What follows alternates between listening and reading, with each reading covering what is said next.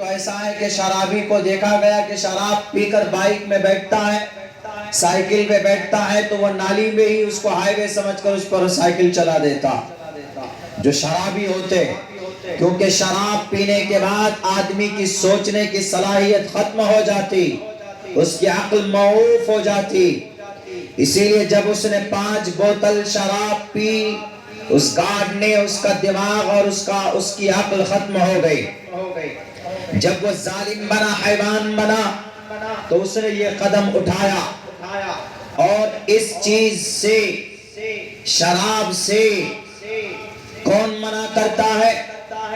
آج تک بتائے دنیا کی کسی گرنتھ میں لکھا ہے کہ شراب ناجائز اور حرام ہے؟ یہ کہا ہے کہ نشیلی پدارت سے بچنا چاہیے، بس اتنا۔ لیکن آج تک کسی نے نہیں کہا کہ شراب گندی چیز ہے، اس کو پیو گے تو تمہاری عقل ختم ہوگی، شراب گندی چیز ہے، یہ شیطان کا عمل ہے۔ اگر یہ کوئی بتاتا ہے تو خدا کا قرآن کہتا ہے انما الخمر والمیسر والانصاب والازلام رجس من عمل الشیطان۔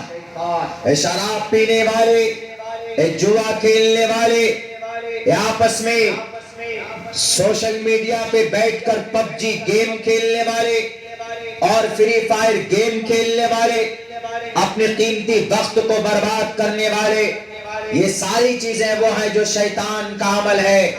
رجس من عمل الشیطان، یعنی 1400 سال پہلے، 1458 سال پہلے اللہ کا قرآن کہہ دیا تھا کہ یہ شراب گندی چیز ہے، اس کے قریب بھی مت جانا۔ شراب پینے سے آدمی بڑا بڑا گناہ کر لیتا، اس کو پتہ نہیں چلتا۔ شراب پینے کے بعد انسان بھول جاتا ہے، وہ جانور بن جاتا ہے اور پھر وہ بڑا بڑا گناہ کرتا ہے۔ سن 2012 دسمبر میں نربھیا کانڈ ہوا، ایک لڑکی کی عزت لوٹی گئی۔ بس میں آپ لوگوں نے دیکھا ہوگا، اس کو پڑھا ہوگا، اس نیوز کو۔ پورے بھارت کے اندر بدنامی ہوئی تھی، پوری دنیا میں بھارت کی۔ اس لڑکی کی موت ہو گئی تھی سنگاپور میں جا کر علاج کے دوران۔ صرف اس کی عزت نہیں لوٹی تھی بلکہ نیچے سے عورت کے شرمگاہ میں، اس لڑکی کے شرمگاہ میں ہاتھ ڈال کر اس کے پیٹ سے آرگنز کو باہر کھینچ لیا گیا تھا، اور جتنے بھی وہاں پر ریپسٹ تھے بس میں، دلی میں، وہ سب کے سب شرابی تھے، شراب پی ہوئی تھی انہوں نے۔ سن 2019 میں ڈاکٹر پرینکا ریڈی کی عزت لوٹی گئی۔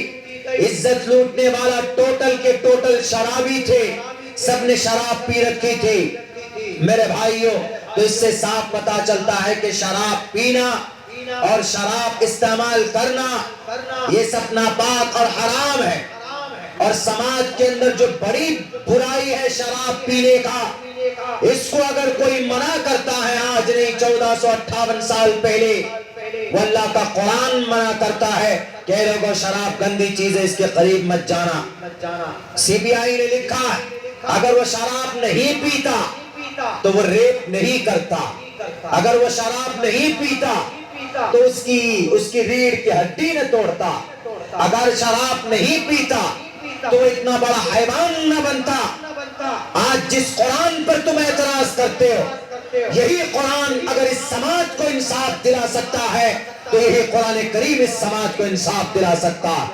اگر زنا کو ختم کر سکتا تو قرآن کریم ہی کے میتھڈ کے مطابق انسان زندگی گزارے تو انشاءاللہ سماج سے برائی کا خاتمہ ہوگا۔ یہ قرآن صرف عبادت کی کتاب نہیں ہے، یہ برائی کو ختم کرنے والی بھی کتاب ہے۔ تو ڈاکٹر نے، سی بی آئی نے لکھا کہ اگر شراب نہ پیتا تو اس کی جان بچ جاتی اور یہ بلاತ್ಕಾری نہ ہوتا۔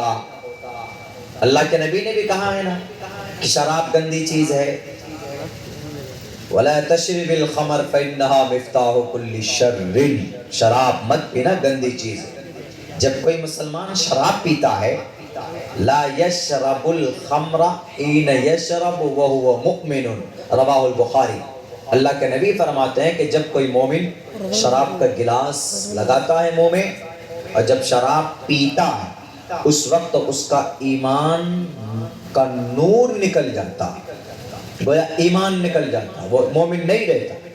بعض حضرات محدثین نے لکھا ہے کہ جب شرابی شراب پیتا ہے، نشے میں رہتا ہے، اگر اس کی موت ہو جائے تو وہ کفر کی حالت میں مرے گا، کافر مرے گا، اتنی گندی چیز۔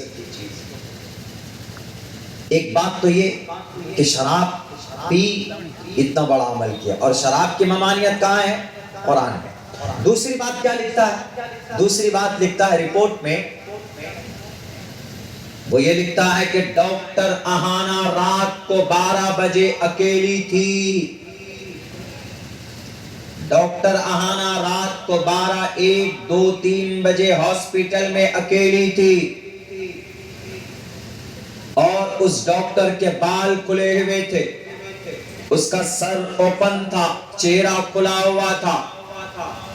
اس وجہ سے اس ڈاکٹر کے اکیلے ہونے کی وجہ سے یہ گھٹنا وجود میں آیا۔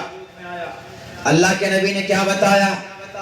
عورت پردے کی چیز ہے، عورت کو اکیلے باہر نہیں جانا چاہیے۔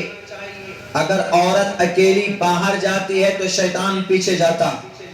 ان المرأة عورة اذا خرجت استشرفها الشیطان، رواہ الترمذی۔ اللہ کے نبی فرماتے ہیں عورت پردے کی چیز ہے، عورت کو کہاں رہنا چاہیے؟ گھر میں رہنا چاہیے۔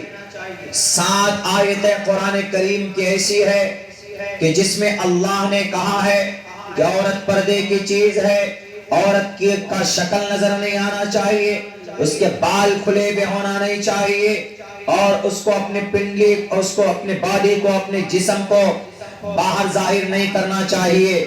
جو لوگ قرآن پر اعتراض کرتے ہیں کہ قرآن صرف عبادت کی کتاب ہے، قرآن صرف برکت کی کتاب ہے، اگر قرآن کی بات پر اور نبی کے فرمان پر اگر عمل ہوتا تو آج کلکتہ جیسا مرڈر نہ ہوتا، ایک بیٹی کی عزت نہ لوٹی جاتی۔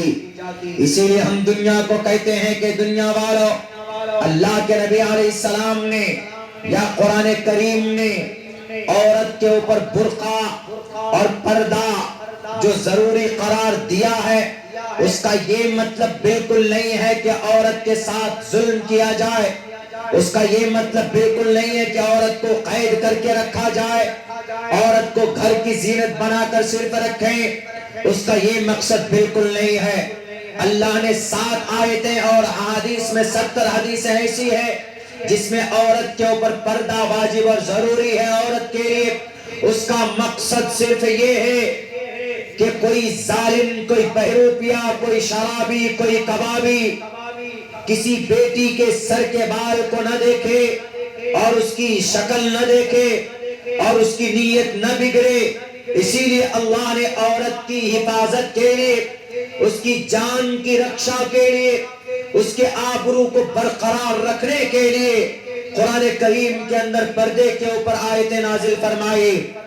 اگر ڈاکٹر اہانا کے بال کھلے نہیں ہوتے، اگر ڈاکٹر اہانا اکیلی نہ ہوتی، ساتھ میں کوئی اس کا ہوتا، رات کو 3 بجے جو اکیلے کانفرنس ہال میں سو رہی تھی، اس کی عزت لوٹی گئی، مرنے کے بعد 4 مرتبہ اس کا بلاکار کیا گیا۔ اس سی بی آئی نے لکھا ہے اگر ڈاکٹر اہانا کے ساتھ اس کا کوئی نرس ساتھ میں ہوتا، اگر ڈاکٹر اہانا کے ساتھ اس کا کوئی ڈاکٹر ساتھ میں ہوتا تو ڈاکٹر اہانا زندہ ہوتی۔